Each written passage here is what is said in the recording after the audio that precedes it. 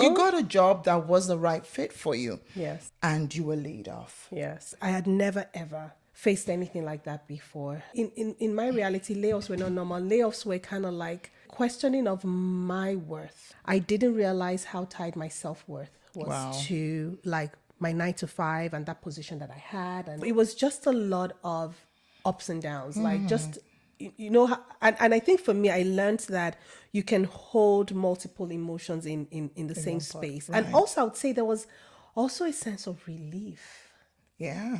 you know, that okay, It has happened. Okay, you know, What I feared the what I most said has the most, come, okay, has it has happened. happened.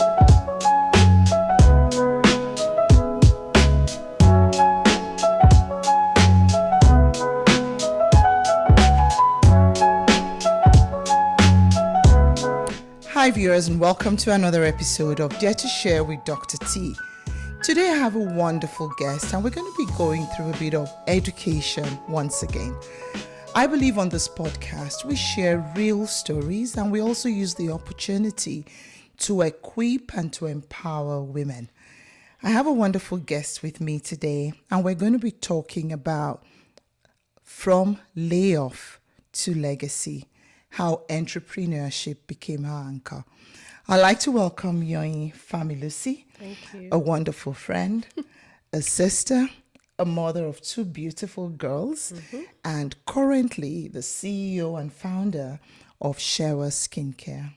Thank you so much for joining me. Thank you so much for having me, Dr. T. I'm very happy to be here. Awesome. I think I've kind of introduced you in a bit of a nutshell, but is there anything else we need to know about you that I haven't touched on? I think that's it, really. Awesome. I'm just someone a curious mind who loves Good. exploring, and I think that's why entrepreneurship is such a good fit for me. Fantastic. I also love empowering women. So outside of Sewa Skincare, actually, I also own a business coaching business. And for me, that is just my way of helping other women, especially immigrant women, know that, it's doable. You can do Exactly. this. Like, we cry together, we laugh together, and we succeed together. And grow together, And of grow course. together, yes. But we both know that growth comes with a lot of challenges. Just like when you Yes. plant a seed in the soil, you have to till it, you have to weed the soil, take the weeds out, you have to water it, you have to be Yes. sure that you're planting at the right time of the year. You have to tend it, you have to Yep. fence it sometimes just to protect it. And then it Exactly. starts to grow and it starts to blossom. Yes. And then you start to reap the fruits. And this also takes time. Yes, it does. All right. I know that for you, and that's the main reason why we're having this discussion. You moved from Nigeria, where Yes. we both Yes, are I from did. originally. Yes. You moved to Canada and you found yourself navigating the challenges of a new country. I remembered when you were kind of giving me an overview of your story that you actually had a job that was fantastic and Yes, everything was yeah. going so wonderful. And it was like, wow, you're the star girl. You just came from Nigeria and boom, you got the right job. You are not flipping burgers or doing anything. You No. got a job that was the right fit for you. Yes. But then a few things happened and you were laid off. Yes. And that for you was a first. I know, we fire people back home in Nigeria, but maybe you look more at the lower end of maybe your house help, your driver. But for a professional with so many years of experience to now Yes. come into a new environment and having to face this, Yeah. that was like the first jarring thing. Yes. Give us a bit of an introduction into that journey. Oof. Yeah. So like you said, I felt like a star girl. I've always been someone who gives like 200% to anything that I do. And I felt like, you get rewarded for hard work. So I was a bit, and again, in this particular job as well, I gave 200%. Wow. But again, things happened and I got laid off. And it was like being doused in cold water. Like, Wow. what just happened? Exactly. Like, what just happened? The narrative of, when you work hard and you do everything, you dot your I's, you cross your T's, nothing would go wrong that I had for a long time in my life just all came crashing down, Wow. So that it was very jarring. It was very crushing, I'll be honest, because I had never, ever faced anything like that before. And now you hear stories of people like, oh, layoffs are normal. I'm like, in my reality, layoffs were not normal. Layoffs were kind of like a questioning of my worth. Wow. A questioning of my character, a questioning of my ethos and, hard work. It was like, oh, really? If you were that good, then you wouldn't have been laid off. So I felt like a lot of my initial reaction was almost like a self-blame. Wow. Like, what did you do? How come you were the one that was put in that position, right? So a lot of my internal narrative was around that blame. And then also, I think for me, one of the shocking things was like, if you had asked me before I was laid off, if how closely tied to my, how fused my self-worth was to my job, I would have been like, no, like I have a lot going on in my life, you know, like my job is just one area of my life, but I didn't realize how tied my self-worth was to like my 9 to 5 and that position that I had, and just that sense of contributing to something. So my self-worth was really shaken. I started questioning like my value as a person. I started questioning, what do I really have to bring to the table? The imposter syndrome was like, okay, now all I've been telling you, now it's finally come to pass. Almost like a self-fulfilling prophecy. Exactly. Like, you see, I told you weren't good enough. I told you weren't this. I told you weren't that. But now it's all coming to force. So that for me was very jarring. My self-esteem took a huge hit. My internal dialogue wasn't great. And I there was a lot of self-blame. Wow. But why did you blame yourself? You felt it was your fault that you got laid off? Yes. What were the facts? Because I think this was around COVID. It was just after COVID. After COVID. Yeah. And the facts were, again, I like the fact that you say the facts, because I tell my kids all the time, like, you need to separate your facts from your feelings. From you and right? your emotions, absolutely. But it's easier to tell other people than to do it ourselves. So the facts were like the organization was, they were reorganizing, funds were tight, and decisions just had to be made. Exactly. And being a leader as well, I've been in situations where I had to make those decisions, but it's very different when you're on the other side of the table. Absolutely. So those were the facts. And when you say that, why did I blame myself? I think I can be I think I can be a very naive person. I always lead with trust. Like, I would like, until you prove me otherwise, I would always lead with trust. So there was a part of me that was like, oh, Yoyin, maybe if you had not been as naive, or maybe if you had played certain politics in the, in the environment, maybe you wouldn't have been in that position. So maybe that's why I blamed myself. Yeah, you had very high expectations of yourself. Yes, I just did. felt, not you, not me, not given. Yes. And I believe a lot of women go through that, whether it's the loss of a career, the loss of a relationship. The first thing we tend to do is to blame ourselves. And I like the fact that we're able to actually look at, okay, what are the facts?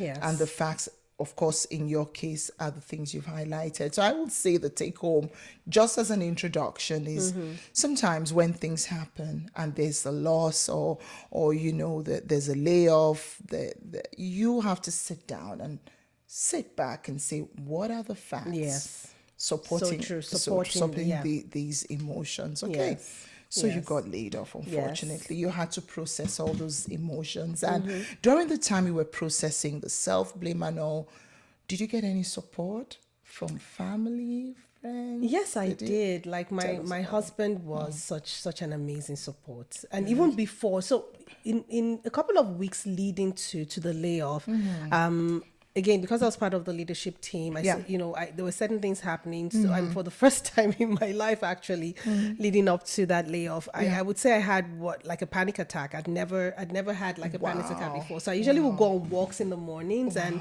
I remember a particular day I was going for a walk and just thinking of everything happening in the environment. And I was walking, I didn't realize that tears were streaming down my face. Wow. This was even before the layoff. This was even before the layoff, because there was just a lot of like upheaval within the organization. And I was leading people, and I was, having to make decisions about people's lives, and I was like, what?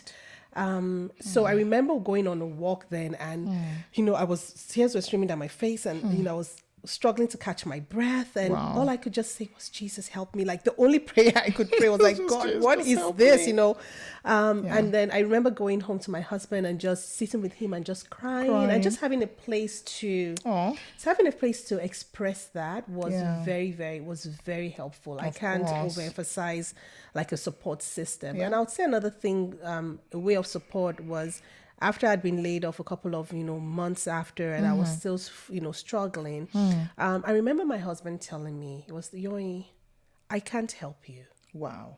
Find someone to talk to who can help you. Wow. And I think just that acknowledgement of, I love you. Yeah. I'm here for you, to shoulder to cry on. Exactly.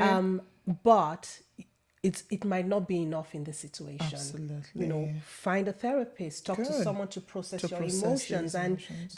that was very valuable advice. And I think that for me was a really, really important point. Knowing that, yes, your family loves you, but they might not be the best people to help you in every Absolutely. situation or through everything. Absolutely. So, yeah. And that's good. And you took that well, because some women will say, oh, no, you're not helping me enough. What do you mean? And this is, especially in our culture as Nigerians, therapy wasn't really something we explored. And I believe moving out of Nigeria, we really should know that we don't have to suffer. We don't have to expect help even from our partners, immediate partners, or even children. Yes. And we need to realize that help is available. Yes. They're trained counselors, they're trained Yes. therapists that can help us process our emotions. Yes. So I'm really glad you took your husband's advice. Yes, I and did. you got the right kind of help. So now the day came and you got the there is a part of the Bible that says, what I feared most has come upon me. Yep. So what you feared most, not just for others, Yep. maybe a bit of denial about yourself, now came boom. You do not have this top management Yes. job anymore. Yes. And that must have been devastating for Yes. you. Yes, it was. And I think interestingly, for the first couple of days, I actually spent comforting other people, to be honest. Well, that's the kind Yeah, person. so it's kind of like, so colleagues were calling me. I'm like, what just happened? Like, what is this? I'm like, dear. what? It's okay. We'll be fine. I'm okay. And so the first couple of days was actually spent like kind of like regulating other people's emotions. Can and you saying, imagine? Yours was on the back burner. Yeah, regulating other people's emotions Yeah. and telling them, it's going to be fine. Sure. And also being honest with them that I'm not sure what I'm feeling right now. I think I'm fine now, but ask me in 2 seconds, I might be in a Might not completely be. different place. You bet. So it was just a lot of ups and downs, like just, and I think for me, I learned that you can hold multiple emotions in the same one space, part. in one Absolutely. space, right? You could hold joy and grief and encouragement and comfort and the need for encouragement and comfort yourself. Like it doesn't have to be one or the other. Yeah. You can actually hold them all. And I think that's one of after the first couple of days was actually that. And I would say as well, maybe a bit of denial too. Yeah. Like, oh, okay, Here this comes has the happened. grief. There comes the grief cycle. Like denial that Denial really that this has did this. happened. Oh yes, it happened. Wow, it happened. Bargaining. Oh, what? Really? Okay, what do we do now? So it was just a lot of upheaval. And also I would say there was also a sense of relief. Yeah. That okay, It has happened. Okay, What I feared the what I most said has the most, come, okay, it has happened. And there's this phrase and now if you had told me that phrase, when it happened, I probably would have punched you in the face. But in the last couple of weeks, actually, there's this song that I actually don't even know the title of the song, but it's a song, and there's a phrase in it that says that rock bottom is a firm foundation. Wow. I love that. And thinking back, I'm like, you know what? Okay. Rock bottom bottom is a firm foundation. Like it's almost like, I don't know if you remember this song in primary school. He that is down need fear no fall. He that is down need fear no fall. He that is not, you're like, okay, you're down, like you're already down, like you're rock bottom. Exactly. Like the only way is up. That's the You only have foundation. 2 options: either you stay there Or you climb up. Like you can't keep digging because you're at the bottom. You're already at the bottom, right? So so there was also a sense of relief, like I was saying, like, okay, it's happened. So what do you do now? What do you do? Yeah. So tell us what you did. What I did. I cried. You cried, and that's okay. I mean, those immediate emotions. Oh yes. I cried. You grieved. I grieved. I cried. I was angry. And I think I'm usually like a extroverted person, everything utopian, everything. Exactly. But I was angry. I was so angry. I was bitter. Wow. Right? I was bitter because I also felt like there were elements of it that was me being targeted because I didn't do certain things, Again, I didn't play certain political games. Yeah. So I was angry, I was bitter, I cried. Oh dear. I was afraid as to, like, what next? What do I do? Right. Yes, dual family income, but we're new to Canada, trying to build all over now, all of a sudden with kids. You lose that income and you're like, what am I going to do? The process of, job hunting started again. And just that cycle of applying and it was just a lot. It was just a lot. So when I came to Canada, one of the things I decided I was going to do was to start a business. So I actually came into Canada saying, I'll look for a job, but I'll do my business on the side hustle. My side hustle, yeah. If only I knew. Now the side hustle will become the main hustle. Exactly. So I started that kind of in November 2020, just very, subtly, giving out samples online. Well, sorry to interrupt. I know there's a story behind that. Yeah.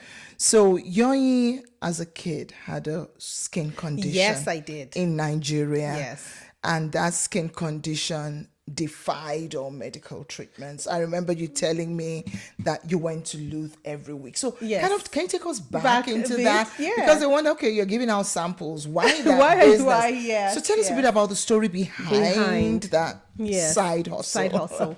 So as a child, I had really bad food allergies, like super bad food allergies. I couldn't drink milk. I couldn't eat bananas. I couldn't eat egg yolk. Like I just had, and what it did was it gave me like really bad skin dermatitis. So I would have rashes that would weep and they become very painful.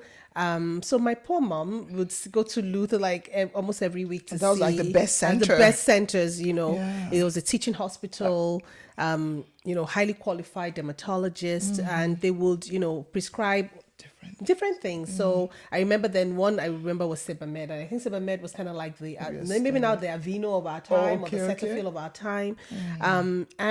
So my mom, she just got tired of like the constant back and forth, because really it was eczema. It's not, it just wasn't getting better. It wasn't getting better.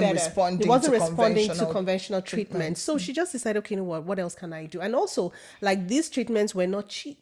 So it was a case of, okay, I have more than this one child. All the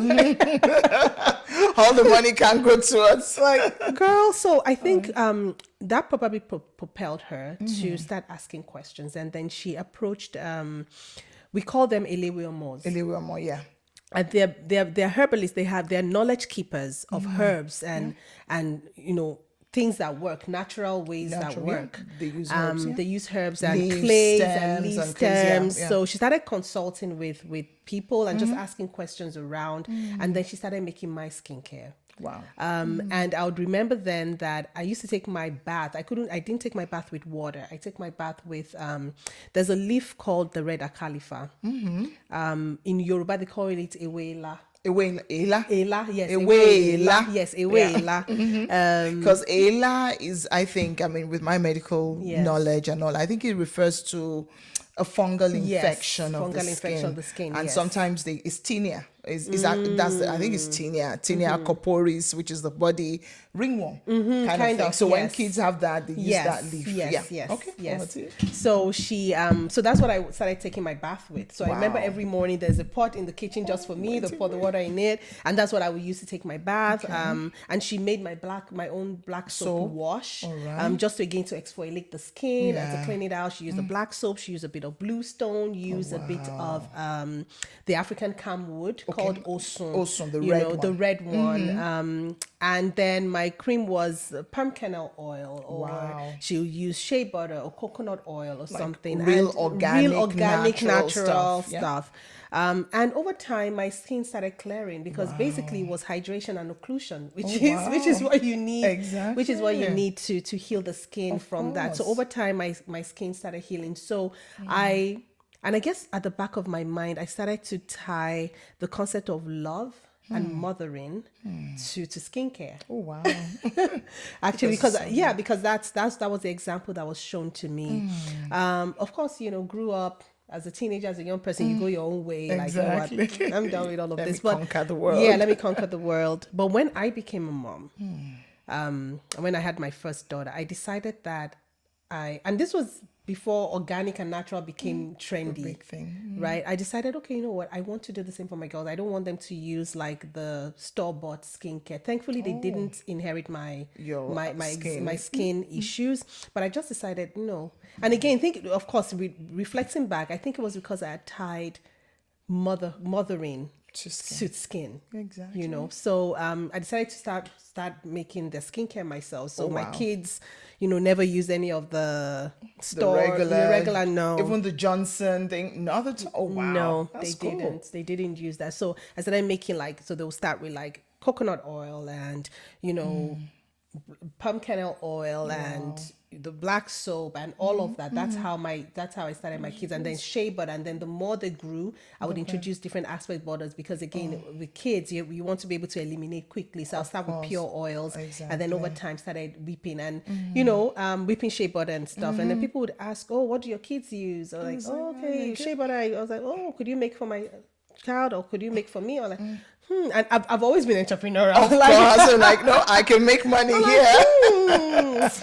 There might be something here. Sure So really, that's where the idea of the business came from. Right. I ran it briefly in Nigeria before coming. Just you know, again, working on formulas. I went to a formulation school with Formula Botanica. Just again to take the knowledge. So I see my business as being in like the third space. You know, you have like the highly scientific skincare, and then you have the highly artisanal skincare. But I sit in that third space where it's a combination of the science and a combination of the artists, because they both have value. They sure do. Yeah. And don't forget, even the highly scientific ones still use products that are natural. Exactly. Products Quote that are and natural. quote unquote, and then they mix and match. Yes.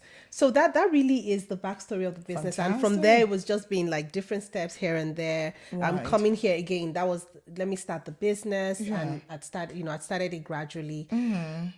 So with the layoff and with processing, all processing. of that, It was actually before. you know, okay. So I started it before the layoff, but it was just like, you know how, you know, you're doing something on the side, But you know, weekends, you're not into really into it.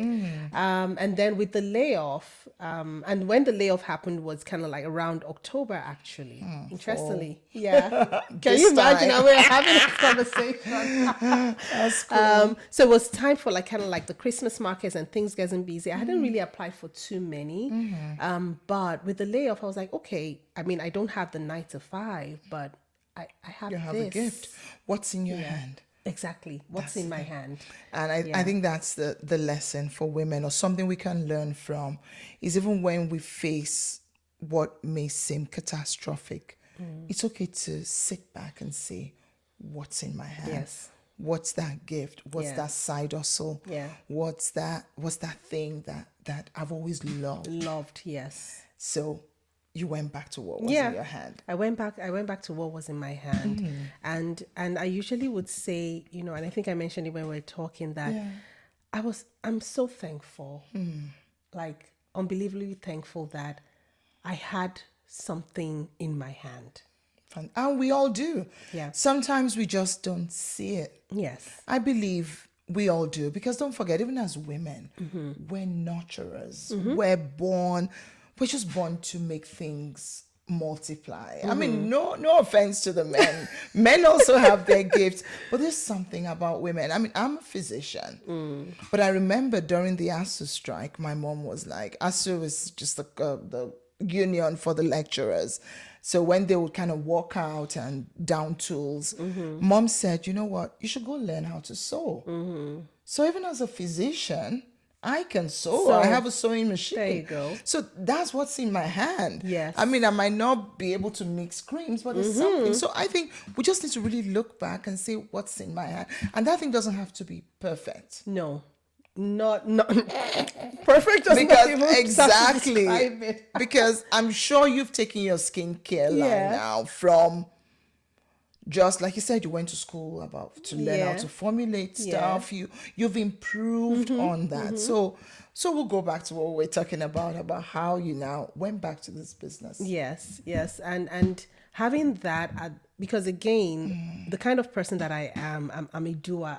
I almost have to be always doing something, and so just having that to do, and having something that occupied my mind and gave me an avenue to channel my creativity and my energy. And even some of those, because I feel like if I didn't have anything to do, it would have been worse for me, because That again, was actually therapy. yeah, it was therapy. Yeah, because the voices in my head would have gotten louder.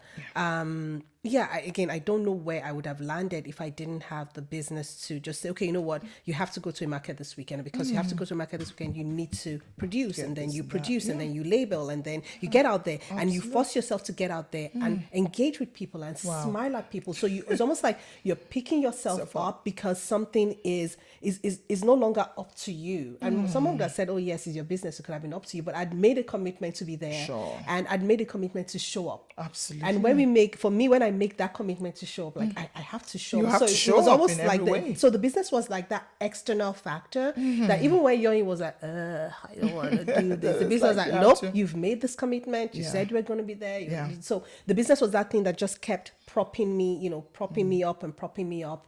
At least for like the 2 months after the layoff, and it was a very busy season. So I'm glad I had that. I didn't have all the You time didn't have in time the world. to keep crying. To keep crying. Or feeling right? sorry So for even if I was yourself. crying, so let's say after the market on Sundays, Monday, Tuesday I cry, by Wednesday I know I have to wipe my tears. I start preparing get back to work. So it really was an anchor, and that's what the word that I use. Like, it was an anchor for me, that thing outside of myself, that even when I wanted to like drift away, just hold you back. it just hold like, you've made We're this doing commitment. this. You said you're going to do this, so get it done. So Absolutely. yeah. Fantastic. So you started that fall in October. Yes. And this was how many years ago now? This is That 2025. that was 4 years ago, 2021.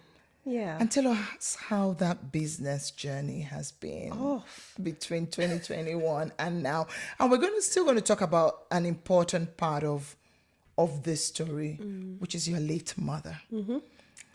Because you really talked a lot about her. But tell us how that business has evolved from that time where it was like I know it's still an anchor, but that time when it was really an anchor till now. How has it evolved?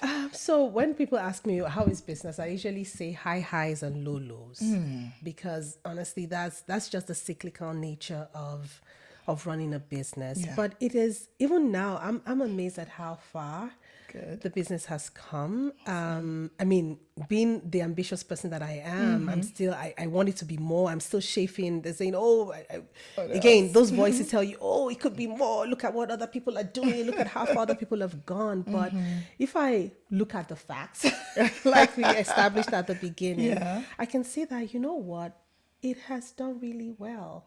Like from a brand that nobody knew to a brand that is doing trade shows all over, all over Alberta. Fantastic. I've done a trade show in Seattle, which was interesting. Nice. You were at a menopause conference. Yes, I was at the menopause conference. And just seeing again, from having just 3 products to now having like 11 SKUs. That's fantastic. Retiring some SKUs. Just again, that process of testing, having like over 80 5-star reviews. I'm fantastic. Like, me? Yes. I need to give you a review. I need to do that 5-star because I haven't.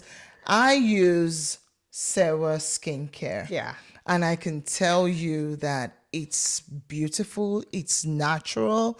I use it on my face. I have very sensitive skin, and usually most products will give me breakouts. Yeah. Yours has Thank not. you. So I'm loving it. I'm 55, almost 56, and I'm loving my skin. People, Thank even you. fellow blacks and Nigerians, because we always brag that blacks don't crack, and but even fellow black people say no, there's just something about this skin. So thanks to that product, so I can give a testament, Yes, unbiased. please. She hasn't bribed me with products. I promise I haven't. And I'm gonna give you that 5-star for I sure. would appreciate so that, it has yes. evolved, and Yes. it's doing pretty good now. Yes, we're growing. Yeah, we're growing. I just need to learn a bit more patience and trust the process, and even in some cases step out of my own comfort zone a bit, to continue to grow the business. Sometimes step out of my own head Absolutely. a bit. Let go. Again, sometimes our businesses can be like our babies, and we hold on too tightly.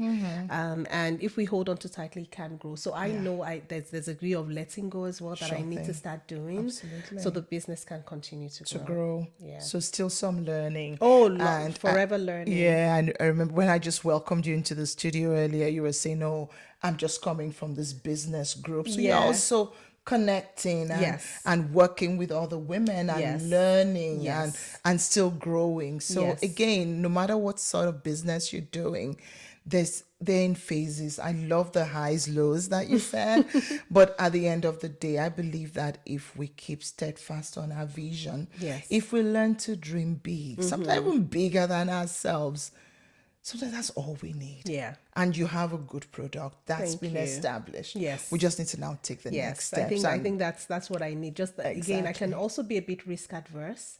So I think it's also like that big dreaming, and also being around people who would encourage me to dream big. And that's why, again, I've started going out a bit more. Absolutely. That's why we're doing this. That's why we're doing this. Absolutely. Because I can be a bit of a homebody as well. Just leave me in my lab. Let me tinker and mix and, and let somebody else do the people connection. But I know I have to go beyond myself and dream bigger for myself and fantastic.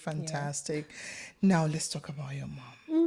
I know moms, there's just something so special about moms and girls, and my mom is of blessed memory as well. Is every day I think of her and I look at her resilience and all the things she taught me, either directly or we fought a lot. But now I look back and I'm like, oh my God, how I miss my mom. Tell us about your mom and the role she played in not just birthing you, but the mothering and the role that even though she's not here with us, that she's still playing in your life. I didn't relate. That's my mom's name. Oh, beautiful. Oh, she was feisty, man. Wow. Like she was feisty. She was so strong, so energetic, like never ending energy. Like she had such capacity to love. And even thinking about it, I'm like, how did she do it? And thinking about her and even like her story, like she lost her mom when she was 12. Wow. So she lost her mom very, very young. So coming to I think, like, how does someone who loses her mom at such a young age be able to mother not just her own children, but so many? And I know there's a cultural element to it as well. In our culture, like we're very communal. But and I think also she in mothering me, I think my mom taught me how to be a strong woman. There's something I always say, like, I stand on so many shoulders. Wow. I stand on the shoulders of so many people. And I think my parents, my mom, is one of the major shoulders that I stand on. Wow. Right? She was an entrepreneur herself. I saw her do so much with so little. I saw her relationship with Jesus and how she loved God so much. And I also saw, this might be strange because I know we tend to put our parents on pedestals and stuff. She's taught me how to be human because I saw her fail.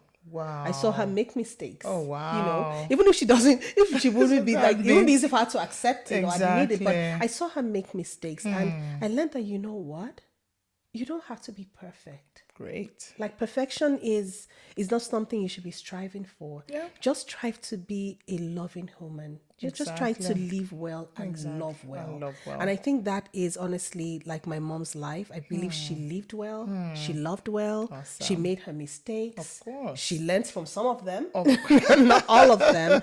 But again, just seeing someone, and as a parent, I think that also reflects in the way I parent too. Like, just seeing someone who is trying their very best to do their very best. Of course, and that's And sometimes, and also helping my girls to realize that it's okay. It's okay to make mistakes. It's okay to question. It's okay to do all of that. So I think for me, that really is, one of the major things that my mom left with me, just that ability to just be human in your interactions, live well, love well, fight when you need to, love when you need to, smile when you need connect when you need to, hold all those emotions together, hold them. Everything is, you can hold all together. Absolutely. I miss her. Like, she's, again, I use the word feisty because she was feisty to her last day. She was so feisty. I remember she used to dye her hair. So she dyed her hair with henna. With henna. So she used hair. So when she turned gray, she would dye her hair with henna. So her hair was almost always like orange or something. She was very. And that's why I have a product called Rayleigh, actually. One of my products. That's her name. You need to do this hair. Maybe we need to go beyond skin to now talking about hairline. I don't think we have anything like that. Yeah, so I do Rayleigh, and it's like skin product, but it's, again, that product is just like a tribute to my mom. Oh, that's so it has beautiful. her name. Awesome. The mica is a shimmer oil. So the mica is need to represent her feistiness. Okay, now. The orange color is, the color of her hair. Oh, wow. So it's just little things. And that really is just like a legacy product. Like, this is you, This is mom. for you. This is you, for mom. you, mom. Yeah. Oh, isn't that beautiful?